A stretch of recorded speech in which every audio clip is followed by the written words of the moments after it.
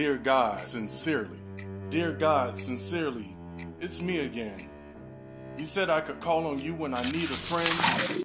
You promised to be by my side through this walk called life. I know you're busy, Lord, but I need to talk. I remember we used to talk way back in the day. At bedtime every night from my knees I'd pray. I learned to say grace before every meal. Never saw your face, somehow knew you were real. After all, who could create all existence from one lump of clay? Who could take the darkness of night and turn it into day? Who could fill deserts with sand?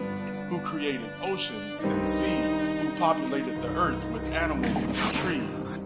The majesty of the whale and the slithering of the snake, and the wrath of tornadoes, hurricanes, and earthquakes. Now, though I may not quote verses all precise and exact, I know of your greatness, God. Who but you could do all that? And I may not practice rituals in ways that's traditional.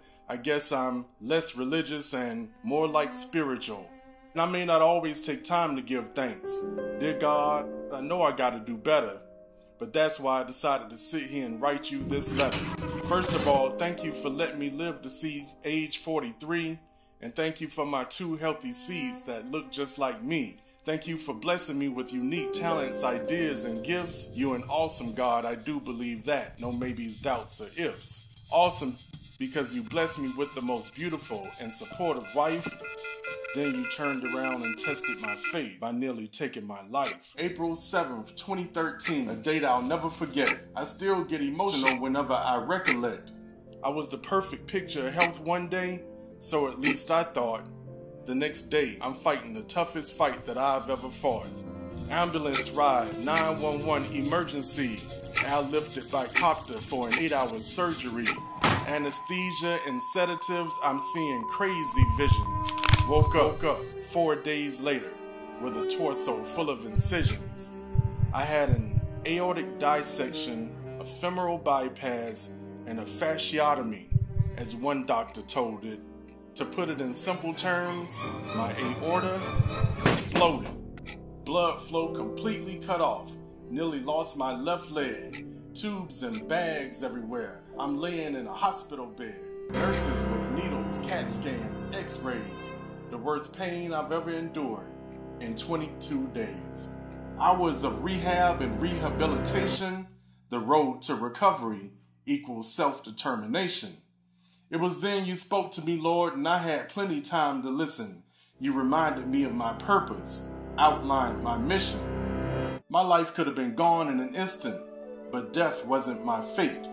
God already knew you were good, but now I know that you're great.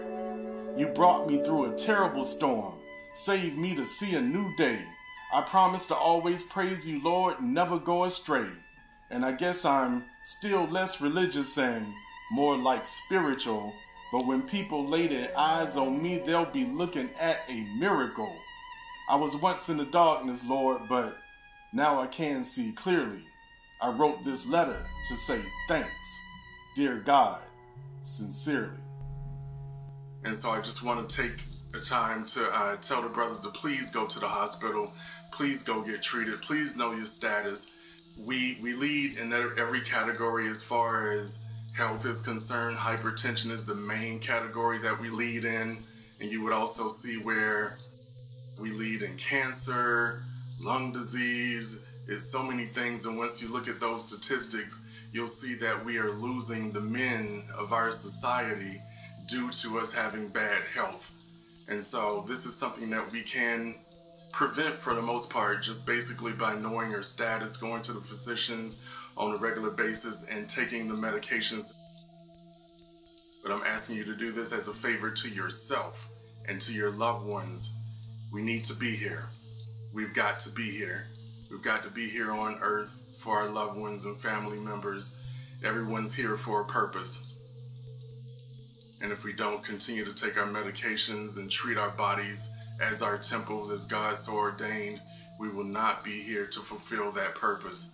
And so, if you could please, I'm asking you to please take the time to always take care of your health on a regular, everyday basis. Eat properly, rest properly. Don't play quite so hard.